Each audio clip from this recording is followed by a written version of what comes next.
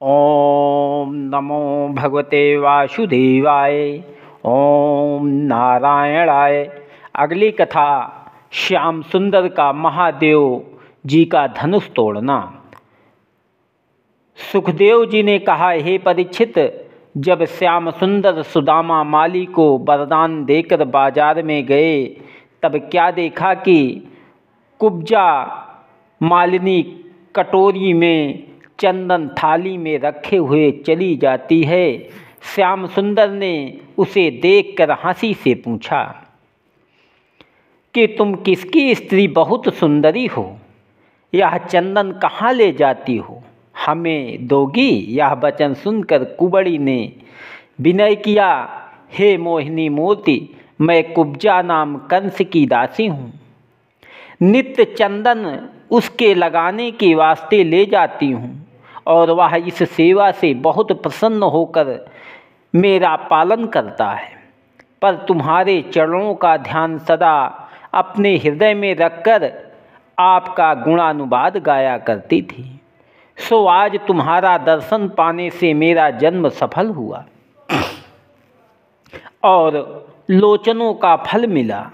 राजा कंस के चंदन लगाने से मेरा परलोक नहीं बनता, इसलिए मेरी यह इच्छा है कि आपकी आज्ञा पाऊँ तो अपने हाथ से आपके चंदन लगाकर कृतार्थ हो जाऊँ। माखन प्रभु सो कुंवरी, यही विधि कहते सुनाए। मोहन मूरति श्याम की, मन में रही लुभाए। नंद कुमार ने कुब्जा की सच्ची भक्ति व प्रीति देखकर उससे कहा कि बहुत अच्छा। यह वचन सुनते ही कुबड़ी ने बड़े प्रेम से श्याम व बलराम के मस्तक व अंग पर विधिपूर्वक चंदन लगाया। श्याम सुंदर ने प्रसन्न होकर बलराम जी से कहा कि इस सेवा के बदले कुब्जा का अंग सीधा कर देना चाहिए। ऐसा कहकर श्री कृष्ण ने अपना पाँव कुबड़ी के पैर पर रखकर 2 अंगुलियां उनकी कोठी में लगाकर उसे उचका दिया तो उसका कुबड़ बैठ गया और वह सीधी वह अति सुंदरी हो गई। को करी सके बखान, जाई बनाई आप हरि। भई रूप गुण खान, कुब्जा मन आनंद यति। हे परीक्षित, जब कुबड़ी ने अपने को महासुंदरी देखा तब वह अंचल से अपना मुख ढाँप कर मुस्कुराती हुई विनय पूर्वक बोली, हे प्रीतम, जिस तरह तुमने दयालु होकर मुझे रूप व तरुणाई दी, उसी तरह मुझ दासी के घर चलकर मेरी इच्छा पूर्ण कीजिए। यह वचन सुनते ही मोहन प्यारे के उसका हाथ पकड़कर प्रेम पूर्वक कहा, तू धैर्य रख। जिस तरह चंदन लगाकर तूने हमारी छाती ठंडी की, उसी तरह हम भी तेरी इच्छा पूर्ण करेंगे। कंस नृपति को देख के हम ऐसे तुम धाम, यह कही करे आगे चले माखन प्रभु घनश्याम। कुब्जा ने यह वरदान पाते ही आनंद से अपने घर जाकर केसर व चंदन का चौक पुरवाया और अपना घर अच्छी तरह अलंकित करके मोहन प्यारे के आने की आशा देखने लगी। जब मथुरावासी स्त्रियां यह हाल सुनकर उसके घर गई तब उसका रूप वह तरुणाई देखकर बोली, धनी धनी कुब्जा तेरो भाग, जागो विधि ना दिहे सुहाग। ऐसो कहाँ कठिन तप कीन हो, गोपीनाथ भेंट भुजलीन हो। हे कुब्जा रानी, जब श्याम सुंदर तेरे घर आवें तब हमको भी उनका दर्शन कराना। इसी तरह मथुरावासी स्त्रियां कुब्जा की बड़ाई करती थी और श्याम व बलराम ग्वाल बालों समेत हंसते हुए चले जाते थे। बाजार में जो मनुष्य जिस वस्तु का रोजगार करता था वह रत्न वस्त्र, पान, मिठाई आदि सोने व चांदी की थालियों में रखकर उन्हें भेंट देते थे। श्री कृष्ण जी उनका क्षेम कुशल पूछकर मीठी बातों से उन्हें प्रसन्न करते थे। मार्ग में जो दर्शन पावे, राम कृष्ण की कुशल मनावे, काम स्वरूप श्याम तरसो है, मथुरा की कामिनी सब मोह है। मथुरा की स्त्रियां अपना गहना कपड़ा श्याम सुंदर पर निछावर करके कहती थी कि इसके प्रयोग में नामालूम गोपियों की क्या दशा हुई होगी।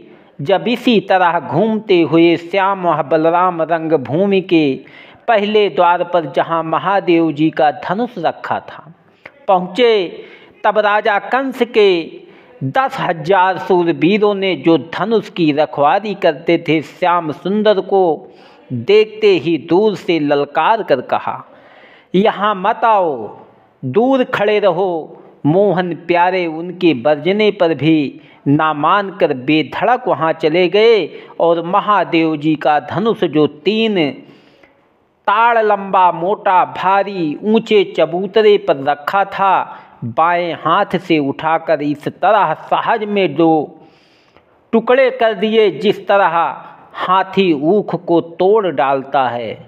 जब धनुष टूटने का शब्द राजा कंस ने सुना तब श्री कृष्ण जी को अति बलवान समझकर उनके डर से कांपने लगा। वे सब शूरवीर राम व कृष्ण से लड़ने लगे। तब दोनों भाइयों ने उसी धनुष के टुकड़े से मारकर उन्हें गिरा दिया। उस समय देवताओं ने प्रसन्न होकर श्याम व बलराम पर फूल बरसाए। जब कोई उनके सामने लड़ने वाला नहीं रहा तब केशव मूर्ति ने बलराम जी से कहा कि हम लोगों को डेरा छोड़े बहुत विलंब हुआ, नंद बाबा चिंता करते होंगे, सो चलना चाहिए। ऐसा कहकर श्याम सुंदर ग्वाल बालों समेत अपने डेरे पर आए। मथुरावासी धनुष तोड़ने और शूरवीरों के मारे जाने का वृतांत सुनकर आपस में कहने लगे कि ये दोनों बालक मनुष्य नहीं हैं, कोई देवता मालूम होते हैं जो ऐसे ऐसे काम इन्होंने किए। होनहार प्रबल होता है। राजा कंस ने घर बैठे अपनी मृत्यु बुलाई है, इनके हाथ से वह जीता नहीं बचेगा। नंद राय ने श्याम व बलराम आदि को अच्छे अच्छे कपड़े पहने देख कर जाना कि कन्हैया ने यह सब किसी से छीन लिए हैं। ऐसा समझकर बोले, हे बेटा, तुम यहाँ भी उत्पात करते हो। यह वृंदावन हमारा गांव नहीं है जो ग्वालिनियों का दही छीन कर खा जाते थे। मथुरापुरी में ऐसे उपद्रव करोगे तो अच्छा ना होगा। यह सुनकर श्याम सुंदर बोले, हे बाबा, हमने नगर में बहुत उत्सव देखा, अब भूख लगी है, भोजन दो। यह वचन सुनते ही नंद जी ने दूध, दही, माखन, पकवान, मिठाई आदि निकाल दिया।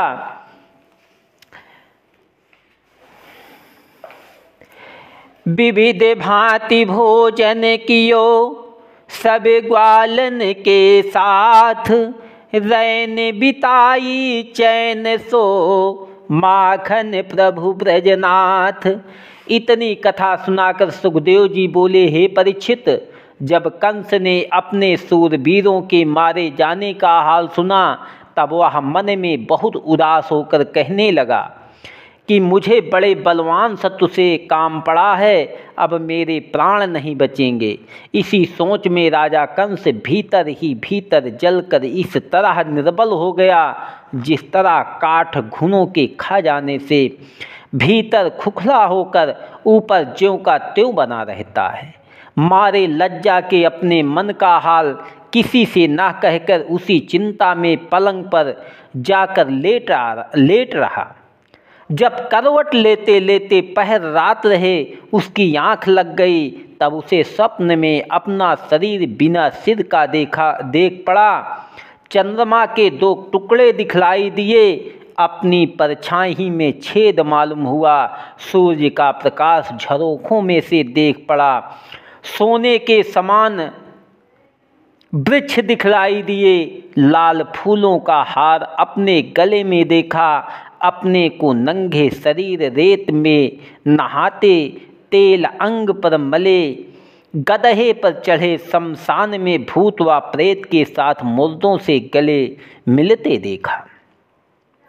वृक्षों में अग्नि लगी हुई दिखलाई दी। यह बुरा स्वप्न देखते ही कंस घबरा कर उठ बैठा। उसे केशव मूर्ति के डर से नींद नहीं आई। इस पर भी वह प्रातः समय सभा में बैठकर अपने सेवकों से बोला कि रंगभूमि में बिछौने बिछवाकर सब राजाओं को जो धनुष यज्ञ देखने आए हैं बुलाओ, और ब्रजवासी नंदादिक पर वह यदुवंशियों को बुलाकर यथा योग्य सबको बैठाओ। कुश्ती लड़ने का अखाड़ा तैयार करो, मैं भी वहाँ आता हूँ। योधा सभी बुलाई के 300 कह्यों सुनाए, अब ही रचो बनाई के रंग भूमि तुम जाए।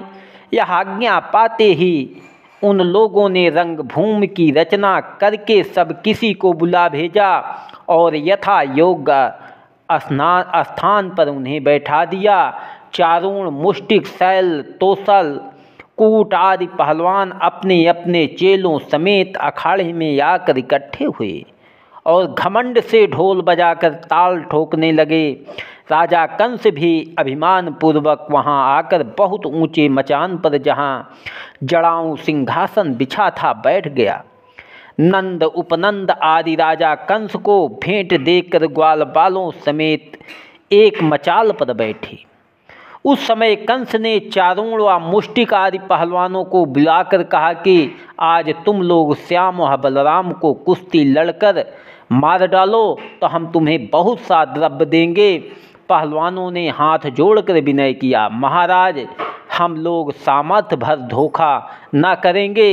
इतनी कथा सुनाकर सुखदेव स्वामी बोले, हे राजन, उस समय ब्रह्मा व महादेव आदि देवता वैकुंठनाथ का दर्शन करने और विजय देखने के वास्ते अपने अपने विमानों पर चढ़कर आकाश में आ पहुँचे और मथुरा वासी स्त्री व पुरुष इतने वहाँ इकट्ठे हुए जिनकी गिनती नहीं हो सकती थी। माखन प्रभु के दर्श की सबके मन में चाहे, पर फुल्लित ठाढ़े भये रंग भूमि में आए। अगली कथा श्याम व बलराम का कुबलिया पीड़ हाथी को मारना। ओम नमो भगवते वासुदेवाय। ओम नारायणाय नमः।